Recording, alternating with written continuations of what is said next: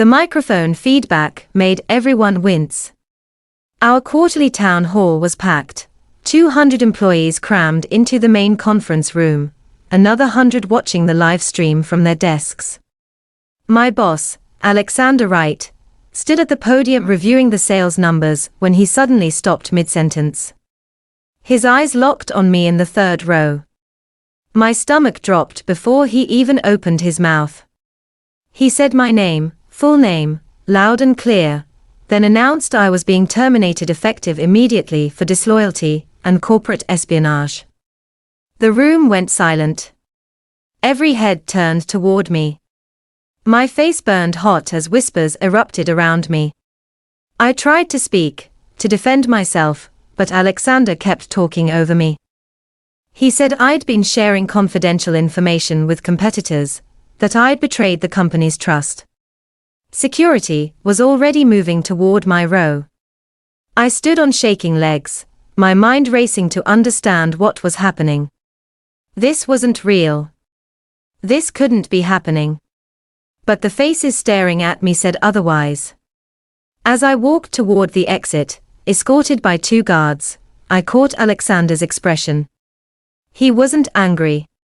He was satisfied. That's when I knew this wasn't about disloyalty. This was planned. They walked me straight to my desk like a criminal. My co-workers avoided eye contact as I packed my things into a cardboard box. Photos of my family. A coffee mug I'd brought from home. The plant that had somehow survived 3 years of fluorescent lighting. My hands trembled as I cleared out my drawers, finding birthday cards and printed emails that suddenly felt like evidence of a life I'd just lost. One of the security guards stood so close I could hear him breathing. The other kept checking his watch like this was just another boring task. My desk phone rang twice. Neither guard let me answer. Someone from marketing walked past, then quickly turned around and went the other way. I wanted to scream that this was wrong, that I hadn't done anything. But my throat was closed tight, and even if I could speak, who would listen? Within 15 minutes, my desk was empty. 3 years of work reduced to one small box. They escorted me to the parking lot, without letting me say goodbye to anyone. As I drove away, I checked my phone. 47 Slack messages, all from the company channel. I'd already been removed from every single one. The worst part was the silence that followed. Friends I'd eaten lunch with every day suddenly stopped responding to texts. Co-workers I'd helped with projects acted like I didn't exist. My best friend at the company, Hannah, finally called me that night. She spoke in whispers, like she was afraid someone might hear. She said Alexander had sent out a company-wide email after the town hall, explaining in detail why I'd been fired. He'd accused me of stealing client lists and sharing them with competing firms. He'd said there was evidence, though he couldn't share specifics due to legal reasons. He'd warned everyone to be cautious about what they shared with former employees. Hannah said people believed him. Why wouldn't they? He was the vice president, a company leader, someone who'd built his reputation on trust and integrity. I was just a senior analyst, who'd been fired in front of everyone. She asked if it was true. The question hit me like a punch. I told her no, absolutely not. There was a long pause. Then she said she believed me, but she couldn't be seen talking to me. It would hurt her career. She hung up before I could respond. I spent the next 3 days in my apartment, replaying everything in my mind. Why had Alexander targeted me? We'd had our disagreements. Sure. I'd pushed back on some of his decisions, questioned his strategy a few times in meetings. But nothing that warranted this kind of destruction. Then I remembered the project. 6 months ago, I'd been leading development on a new customer retention platform. It was my idea, my design, my research. I'd pitched it to the executive team and they'd loved it. Alexander had taken over as the project sponsor, which made sense given his position. But over the following months, he'd slowly pushed me out of leadership roles. He'd reassigned key tasks to his favorites, relegated me to documentation and admin work. I'd complained to HR once, saying I was being sidelined from my own project. They'd said it was normal for senior leadership to take point on high-visibility initiatives. I'd let it drop, not wanting to seem difficult. Now I understood. He hadn't just sidelined me. He'd been preparing to take full credit. And I was the only one who knew the project had been mine from the start. He'd fired me to erase that truth. On day 4, I received an email from an address I didn't recognize. The subject line read, "We should talk." Inside was a single sentence and a phone number. The sentence said, "I saw what happened at the town hall. You deserve better." I stared at it for 20 minutes, trying to decide if it was a trap. Maybe it was Alexander's team trying to gather evidence for their fake corporate espionage case. Maybe it was a reporter looking for drama. Maybe it was nothing. But I was alone, jobless, and running out of options. I called the number. A woman answered on the second ring. She introduced herself as Stephanie Park, Head of Talent Acquisition at TechFlow Solutions. My heart skipped. TechFlow was our biggest competitor, the company Alexander obsessed over in every strategy meeting. They were bigger, faster, and more innovative. They'd been destroying us in market share for the past 2 years. Stephanie said she'd been in the audience during a webinar where our town hall was accidentally broadcast to external partners. She'd seen everything. She said what Alexander did was cruel and probably illegal. Then she asked if I'd be interested in meeting for coffee. I said yes before I could talk myself out of it. We met at a cafe downtown, far from both our offices. Stephanie was younger than I expected, probably early 30s, dressed casually in jeans and a blazer. She ordered us both coffee and got straight to the point. She said TechFlow had been watching our company's moves for months. They knew about the customer retention platform. They'd heard rumors it was innovative, potentially game-changing. She asked if I knew anything about it. I hesitated, then told her the truth. I'd created it. Every feature, every workflow, every piece of user research. Alexander had taken over and pushed me out. Then fired me before I could claim any credit. Stephanie listened without interrupting, taking notes on her phone. When I finished, she leaned back and smiled. She said TechFlow was developing something similar, but had hit roadblocks. Their platform was functional, but clunky, missing the user-friendly design that made products successful. She said they could use someone with my expertise. Then she asked the question I'd been both hoping for and dreading: did you sign a non-compete? I pulled out my termination paperwork, which I'd been carrying everywhere like a security blanket. We reviewed it together. The non-compete was there, but it was narrow. It prevented me from working on specific products for specific competitors for 6 months. The retention platform wasn't listed. Alexander had been so confident I'd never fight back that he hadn't covered his bases. Stephanie's smile widened. She said we could work with that. The offer came 2 days later. A consulting contract, not a full-time position. That kept me technically outside the non-compete scope. The pay was excellent, better than my previous salary. The work was flexible, remote, and focused on user experience design for customer engagement platforms. I read the contract 3 times, looking for traps. My hands shook as I signed it. I was about to help my former company's biggest rival build a platform that would directly compete with the project Alexander had stolen from me. It felt like betrayal. It felt like justice. It felt like the only option I had left. My first meeting with the TechFlow product team was overwhelming.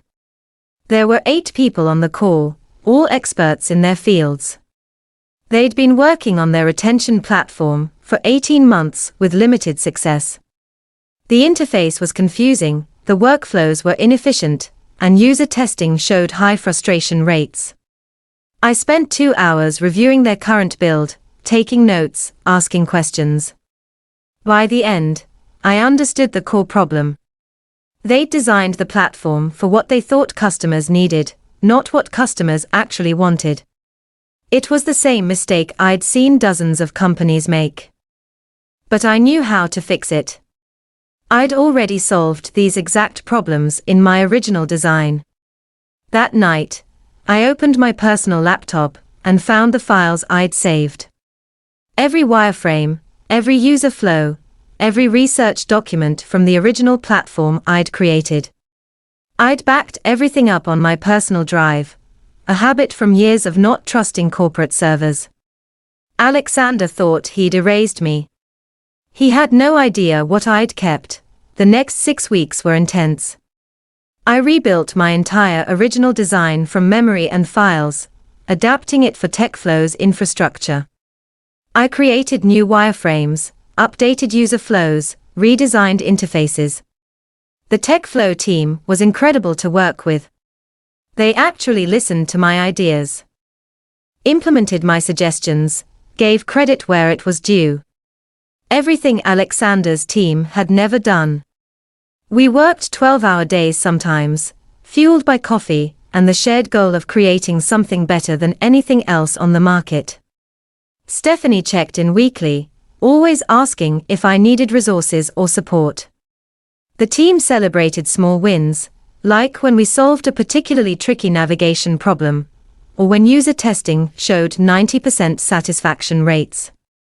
It reminded me why I'd fallen in love with this work in the first place. Meanwhile, I monitored my old company through LinkedIn and industry news. They were hyping their upcoming retention platform launch, scheduled for 8 weeks out. Alexander was doing interviews, talking about innovation and customer-first design. He never mentioned my name. Every article credited him as the visionary behind the project. It made me sick. But it also motivated me. We were going to beat them to market. And we were going to do it better. 7 weeks into my contract, Stephanie called an emergency meeting. I joined the video call to find her with TechFlow's CEO, James Bradford, and their head of marketing, Nina Torres. James was in his 50s, with grey hair and an easy smile. He'd built TechFlow from a startup to a major player in just 8 years. He thanked me for my work, saying the new platform was exceeding all expectations. Then Nina shared her screen. She'd been tracking our competitors' marketing campaign for their retention platform. They were calling it Customer First and claiming it would revolutionize client engagement. The launch was in 1 week. They'd scheduled a big press event, invited industry analysts, prepared demo videos. Alexander was positioned as the keynote speaker. Nina asked if we were ready to respond. I said our platform was better in every measurable way. More intuitive, faster, more features. But we weren't ready to launch yet. We needed at least 3 more weeks for final testing and polish. James leaned forward. He said 3 weeks meant watching our competitor claim the innovation crown. Analysts would review their product first, setting the baseline for comparison. By the time we launched, we'd be playing catch-up. He asked if there was any way to accelerate. I thought about it. We could cut some non-essential features, streamline the testing process, focus on core functionality. It would be risky. But it was possible. I said we could be ready in 5 days if the whole team committed. James nodded. He said make it happen. We had 5 days to launch a platform that would change everything. Those 5 days were chaos. The development team worked around the clock, fixing bugs, optimizing performance. Testing edge cases. I barely slept, surviving on energy drinks and determination. We cut 3 planned features to focus on perfecting the core experience. Every decision was a trade-off between speed and quality. On day 3, we hit a major bug that crashed the entire system during high-traffic simulations. The team panicked, thinking we'd have to delay. But our lead developer, Carlos, found the issue after 6 hours of debugging. It was a single line of code causing a memory leak. He fixed it in 10 minutes. We celebrated like we'd won the lottery. On day 4, Nina started the marketing campaign. Subtle hints on social media, emails to industry insiders, whispers that something big was coming. She positioned it as the customer platform customers actually want. The response was immediate. Tech blogs started speculating. Competitors noticed. I checked my old company's social media and saw Alexander had posted a confident message about their upcoming launch. He had no idea what was about to hit him. On day 5, at 6 a.m., we launched. The platform went live without fanfare, just a quiet release to our existing customer base. Nina scheduled a press announcement for noon. We'd beat Alexander's launch by exactly 2 days. The tech press loved it. Within hours, 3 major industry blogs had published reviews, all praising the intuitive design and powerful features. Users who'd signed up for early access were posting screenshots and glowing testimonials. Our customer satisfaction scores were hitting 95%. Nina's carefully planted hints had created buzz, and now that buzz was exploding into full attention. By evening, we were trending on tech Twitter. Analysts were comparing us favorably to everything else on the market. And they were asking questions about our competitor's upcoming launch. If TechFlow had just released something this good, what did the competitor have that could match it? I watched it all unfold from my apartment, refreshing news sites obsessively. This was everything I'd hoped for, everything I'd worked toward. But the best part was still coming. Alexander's launch was in 2 days. He had no idea his thunder had been stolen. That night, Stephanie sent me a message, "You did this. You should be proud." I was. For the first time in months, I felt like I'd accomplished something real. Not just survived, but won. But I knew Alexander wouldn't go down quietly. The real fight was about to begin. Alexander's launch event was scheduled for Thursday morning at a downtown hotel conference center. It was live-streamed on their company website. I watched from my laptop, coffee in hand, as employees and press filled the room. Alexander took the stage in an expensive suit, looking confident and polished. He started with the standard corporate talk about innovation and customer needs. Then he unveiled Customer First with a slick presentation video. The interface looked familiar, because it was my original design, barely modified. He walked through features I'd created, using examples I'd developed, solving problems I'd identified. He never once mentioned my name. But here's what Alexander didn't know. Several tech journalists in that audience had already reviewed our TechFlow platform. They'd seen the similarities. They'd noticed the timeline. And when Alexander opened the floor for questions, one of them stood up. She asked how Customer First compared to TechFlow's recently launched platform, which had similar features, but had hit the market 2 days earlier.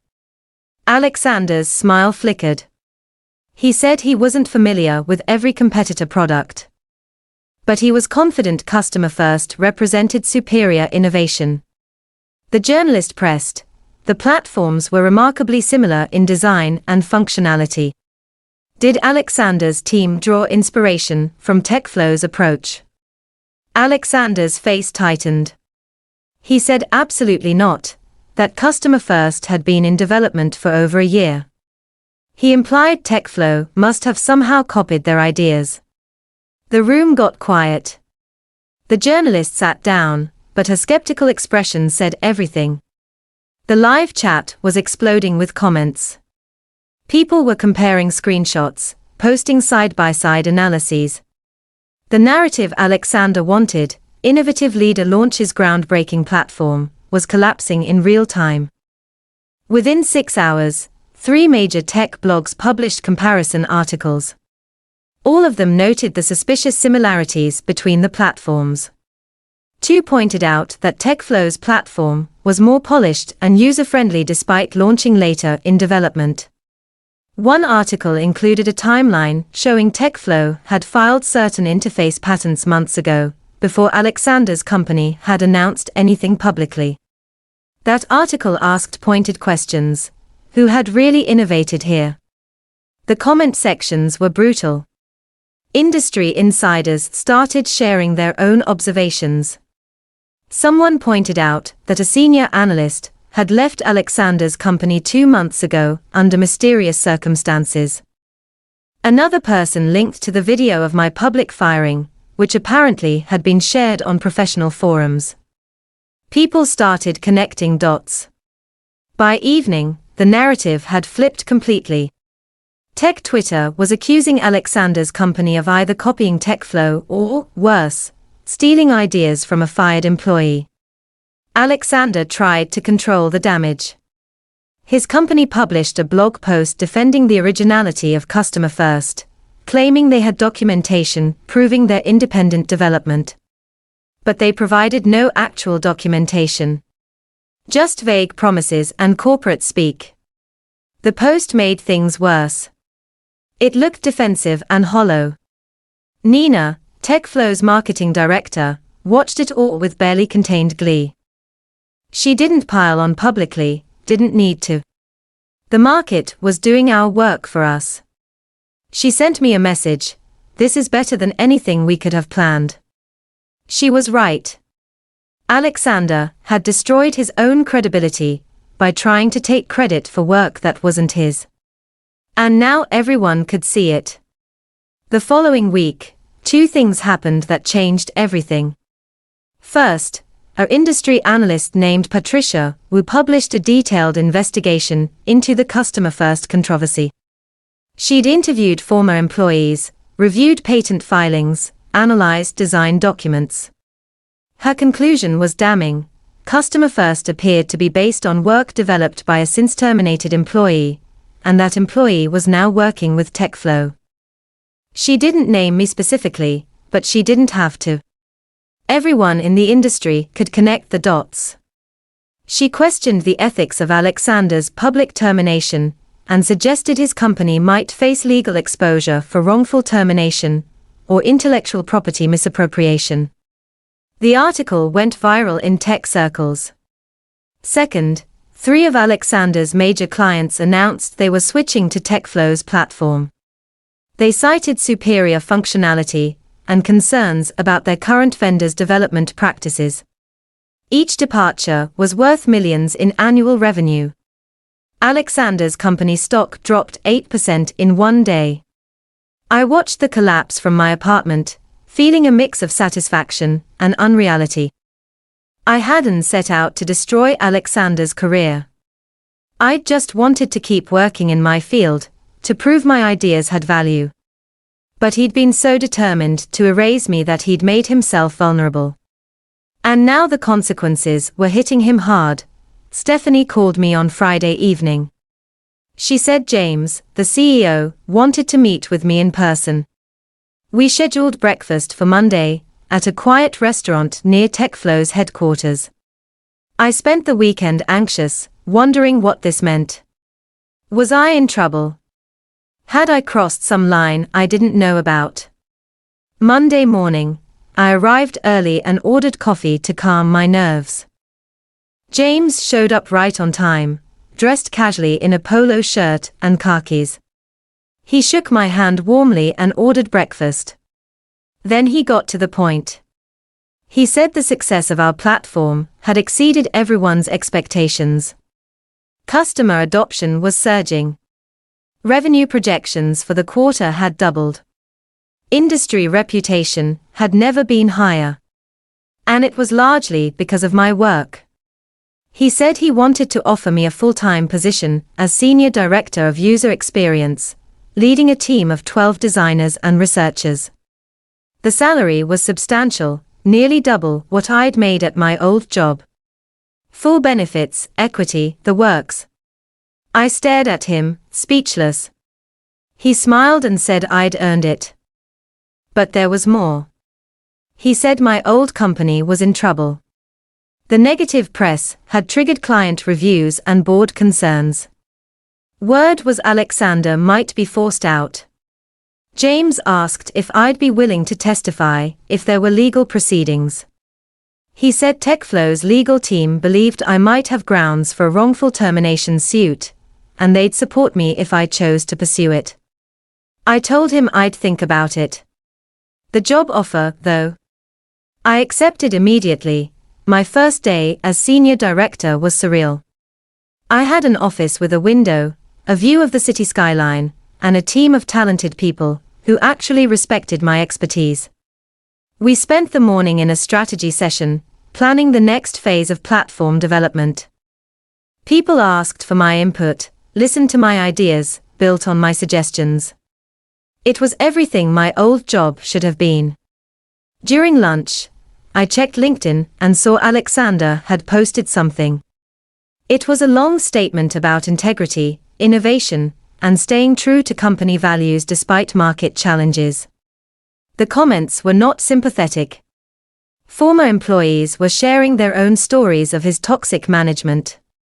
Clients were posting about switching vendors. Someone had even linked to Patricia Wu's investigation article. His attempt to control the narrative had backfired completely. That afternoon, I got a call from an unknown number. I almost didn't answer, but something made me pick up. It was Hannah, my old friend from the company. She was whispering again, but this time she sounded different. Scared.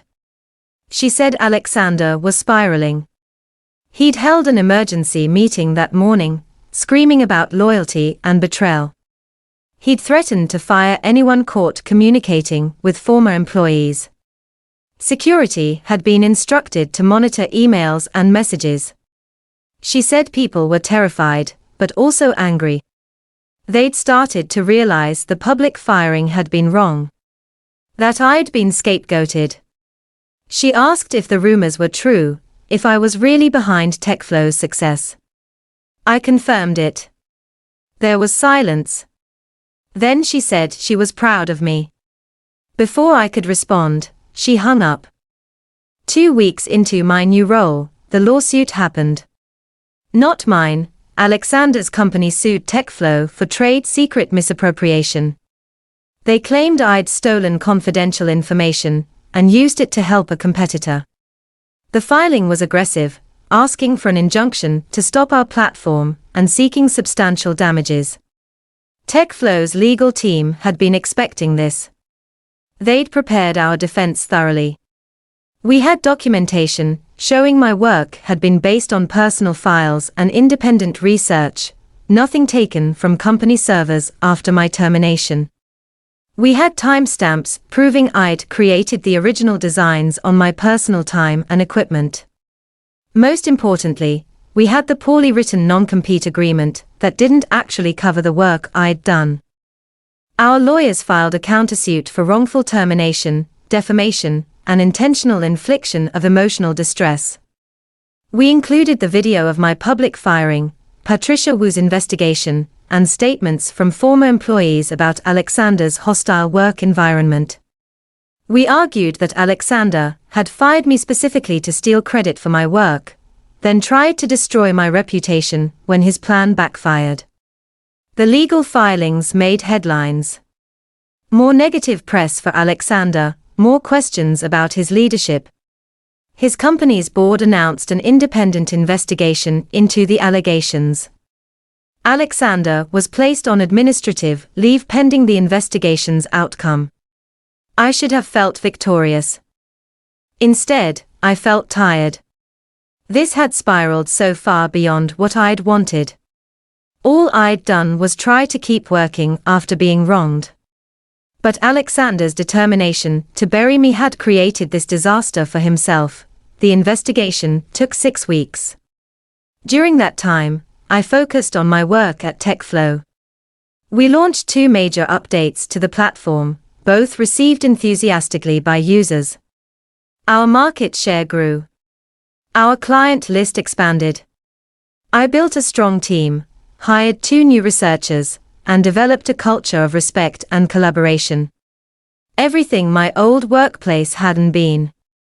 But I couldn't completely ignore what was happening with Alexander. The investigation's findings leaked to the press before the official announcement. Multiple employees had come forward with complaints about hostile work environment, credit stealing, and retaliation against those who questioned his decisions. The investigator found that Alexander had indeed planned my public firing as a way to remove me before the platform launch. He'd wanted sole credit for the project to boost his career. The investigator also found that his corporate espionage allegations against me were completely fabricated. There was no evidence I'd shared confidential information with anyone. The public firing had been designed to humiliate me into silence. The board accepted the investigation's findings. They announced Alexander's termination for cause. No severance, no transition period. Just gone. They issued a public apology to me specifically, acknowledging that my firing had been unjust and harmful. They didn't admit legal liability, but the message was clear. I'd been right all along. Hannah texted me that day. She said the office had erupted in chaos when the announcement came. Some people were celebrating. Others were worried about their jobs under new leadership. Everyone was talking about how I'd been vindicated. She asked if I felt better now. I didn't know how to answer. Vindication felt hollow. Alexander's lawsuit against TechFlow was quietly withdrawn 3 days after his termination. Without him driving the case, his former company's board decided it was a losing battle. They were more concerned with damage control than revenge. Our countersuit remained active, though. TechFlow's lawyers were pushing forward with wrongful termination and defamation claims. They said we had a strong case and could win substantial damages. But they asked what I wanted. Did I want to pursue this to trial, or would I accept a settlement? I thought about it for days. Going to trial meant months more of legal proceedings, depositions, court appearances. It meant reliving the public firing over and over. It meant keeping this drama alive when I'd rather move forward. But settling meant Alexander might avoid full accountability. He could spin a settlement as just a business decision, not an admission of wrongdoing. He could move on to another company and potentially treat other employees the same way. I talked to Stephanie about it. She said the decision was entirely mine, that TechFlow would support whatever I chose. She did mention that a public trial verdict would send a strong message to the industry about consequences for abusive management. That night, I decided. I told our lawyers to push for settlement, but only if it included specific terms. A public apology from Alexander acknowledging his wrongful actions, a substantial financial payment, and an agreement that he'd never contest my version of events. Our lawyers said it was aggressive but possible. The settlement negotiations took 2 weeks. Alexander's lawyers pushed back on every term, especially the public apology. They offered money, but wanted a confidentiality agreement that would prevent me from discussing the case. I refused. This wasn't about money. It was about truth and accountability. Finally, they agreed to our terms. Alexander would issue a public statement acknowledging that my firing had been unjust, that I had not engaged in corporate espionage, and that he regretted his actions. The financial settlement was substantial, enough to pay off my student loans and save for a house. And there would be no confidentiality clause. I could tell my story freely. The statement appeared on LinkedIn 3 days later. It was carefully worded by lawyers but unambiguous. Alexander admitted he'd wrongfully terminated me in a hostile manner. He acknowledged that his allegations against me were unfounded. He expressed regret for the harm caused to my reputation and career. The comments section exploded. Hundreds of people weighed in, most supporting me. Several mentioned their own experiences with abusive management. A few called for stronger protections for employees against this kind of treatment. I didn't comment. I didn't need to. The statement spoke for itself.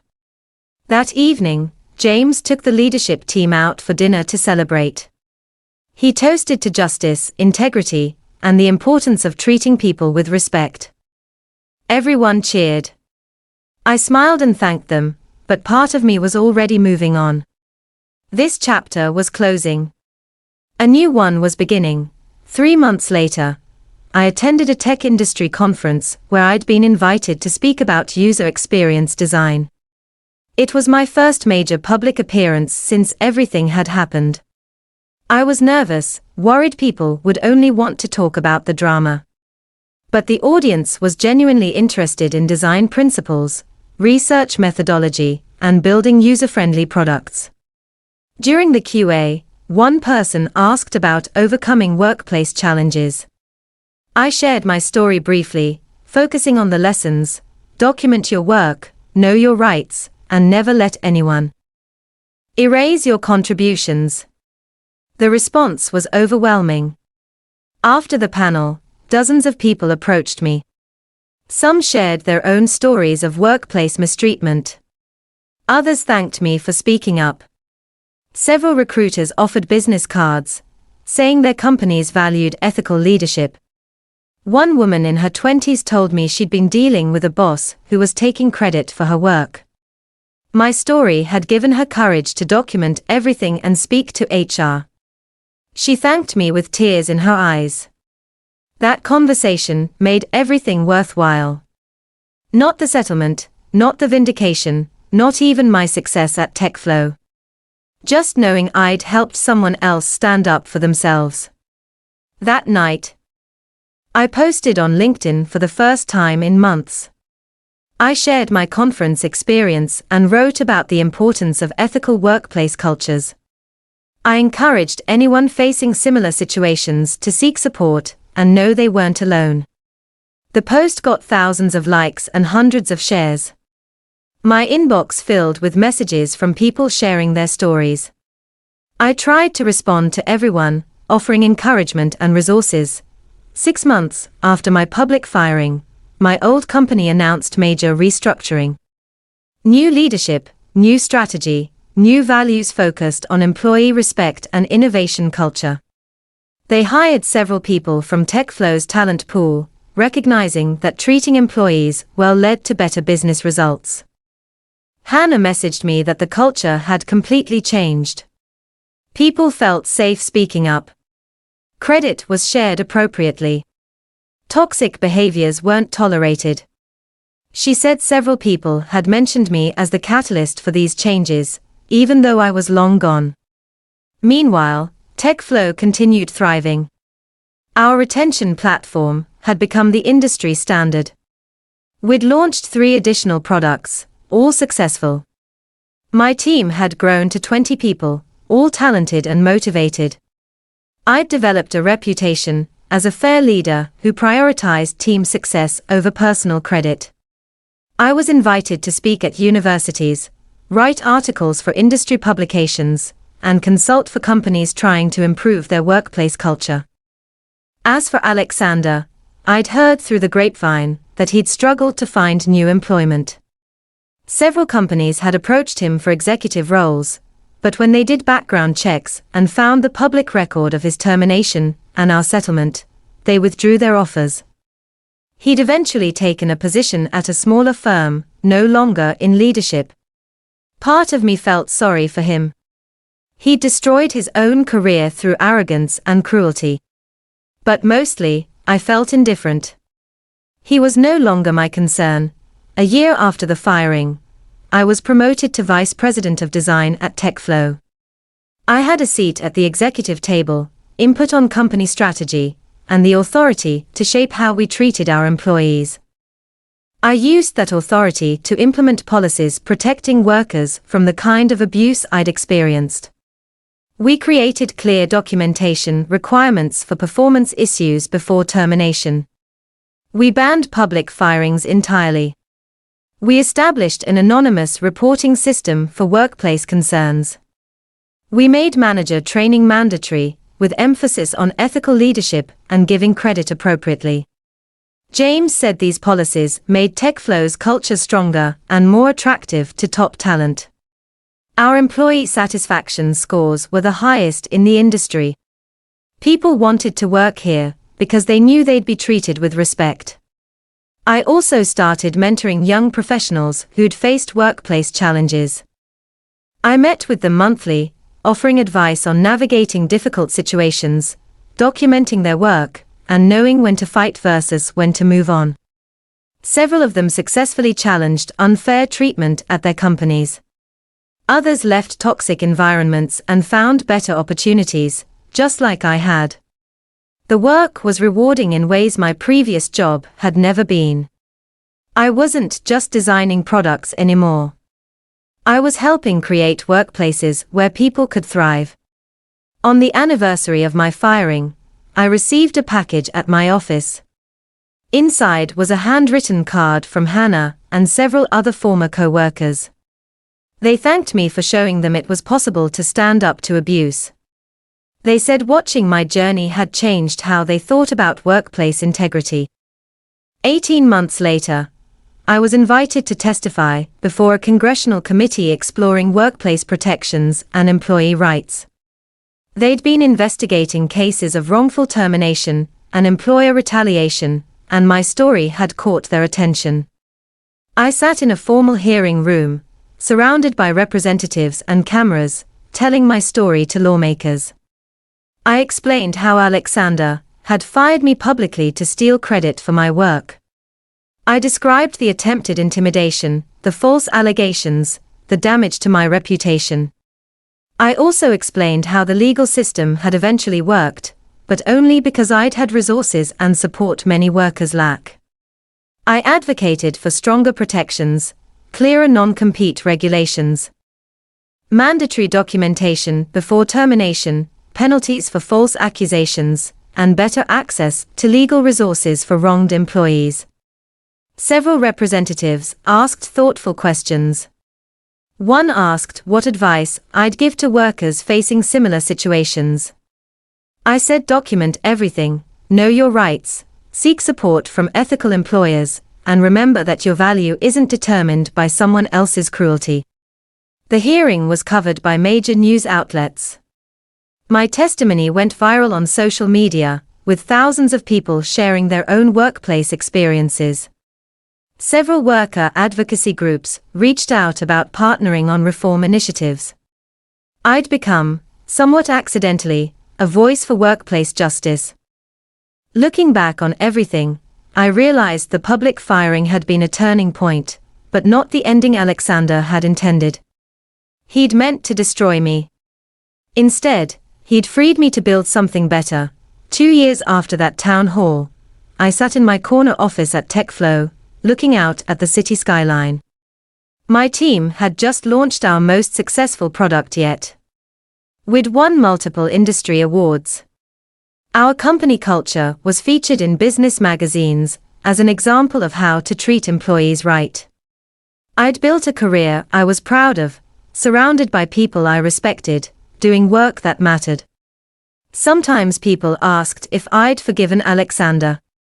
The question always puzzled me, because forgiveness implied I was still carrying anger. I wasn't. I'd moved so far beyond that moment, built so much more than what he'd tried to take from me. He was irrelevant to my life now. What I'd learned from the experience wasn't about revenge or vindication. It was simpler and more important than that. I'd learned that my value wasn't determined by someone else's opinion. That integrity mattered more than approval. That standing up for yourself, even when it was terrifying, was worth it. I'd learned that the people who tried to erase you often destroyed themselves in the process. That markets rewarded ethical behavior, eventually. That the best revenge wasn't revenge at all. It was building something so successful that your critics became footnotes in your story. I didn't win by destroying Alexander. I won by refusing to let him destroy me. And then I won by building something he could never take from me again, a career based on respect, integrity, and the simple recognition that good work speaks for itself. You don't need to shout when you've got proof. You just need to keep building.